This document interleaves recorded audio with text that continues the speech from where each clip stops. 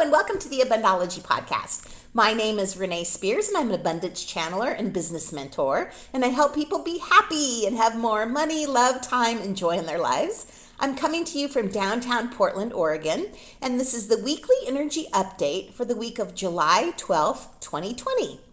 Every Sunday, I talk about how the energy is going to be for the week ahead, and I also infuse the show with some positive vibes, so you get a little positive energy boost just for listening. And Mercury retrograde ends today. So we may remember back to the olden days when we would freak out about a Mercury retrograde. We wouldn't travel during that time or make a big purchase, or our phones or computers would break down.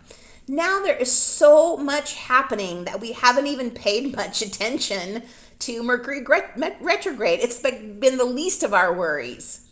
So the good news is that it goes direct today.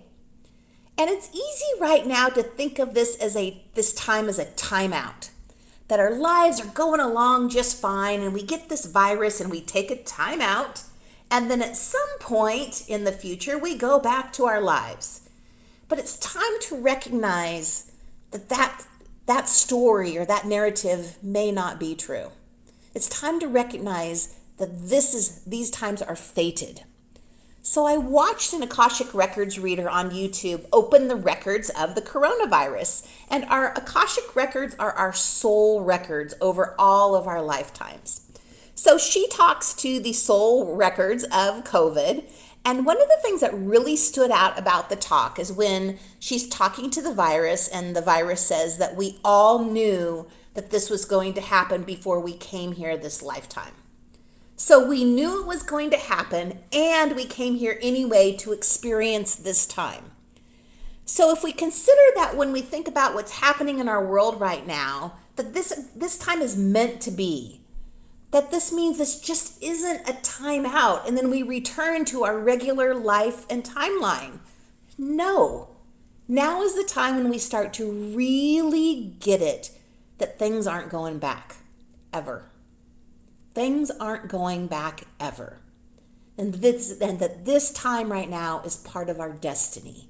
So we may need to shift our thinking around to accept this and to embrace it. And last week we had the opportunity to take a break before we continue on with the second half of this year. God knows that I needed it. But now we come to the realizations that we aren't going back. So how do we intend to move forward then? So one of the things we are learning right now is just to be. And this time is giving us the opportunity to practice being. When we are really, really good at in this country, especially about not being present. So any opportunity to practice being present, we could all use. But it may feel very uncomfortable this week, like we're stuck and we're not moving forward.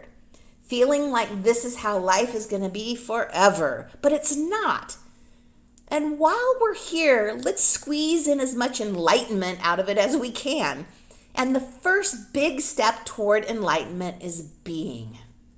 Being in the moment. Accepting the moment. I guarantee you that at some point in your life, you're going to look back at these times fondly and wish for them. It could be 5 years from now when you're, have a really stressful week, you've been working 100 hours, the kids are crazy, the house is a mess, and you can look back to, God, I just wish I had a couple coronavirus quarantine days. There's a lot of hardship right now, but there's also so much gold in this. So when you're feeling like you're stuck this week, just practice being. There's that saying that before enlightenment, you chop wood and carry water. After enlightenment, chop wood and carry water. And what changes in that scenario is your focus and the ability to be present while you're chopping wood and carrying water. This week, be present to life. The taste of watermelon, the uncomfortableness of being bored, the joy of hearing birds in the morning. Enlightenment means literally aligning to the energy of my source. And we often want to make enlightenment about finding some process and then doing this process, finding these special 3 crystals and putting them out on the 3rd moon of the year and saying this little phrase and spinning around counterclockwise 3 times and then bingo, you're enlightened. And I wish it worked like that, but it doesn't. So a true enlightenment is really about allowing the connection to source. And being is one way to do that. So this week also, Chiron goes direct, and Chiron is an asteroid and known as the wounded healer. And I'm sorry, Chiron is going retrograde, my mistake, going retrograde until December 15th. And in mythology, Chiron was a wise, sensitive healer who ironically couldn't heal himself. So Chiron transits the sign of Aries in retrograde. So we have a chance right now to look within. And we're being called to confront the feelings that we've been pushing down instead of processing them. And part of this too is, feeling like we've been on hold. We're fine, we can hold, we can do this, we can maintain this until we go back to normal. But now that we realize, there's no going back to normal, these feelings are going to start coming up. And we want to process them instead of pushing them down. And it comes at the perfect time because we've all been holding in tears and emotions and uncertainties about what's going to happen that all need to be released. And we can use this Chiron retrograde energy not to sugarcoat our wounds, but to recognize that the suffering often leads to our path of destiny, and that's what helps us evolve.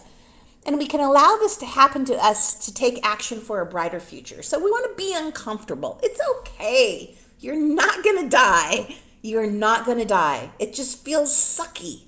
Let's feel it, accept it, that, this is part of my experience this lifetime. It's not just a timeout. This is the life. This is my life. This is happening to all of us, and I'm in this with everybody else. So any emotions that you need to process this week, process them, feel sucky for a little bit, and then we move forward. So this week we may have some really deep revelations about life, accepting that all of this is part of our destiny, but just be with the present moment. We chose to be here during this time, so let's squeeze every bit of enlightenment out of it that we can get.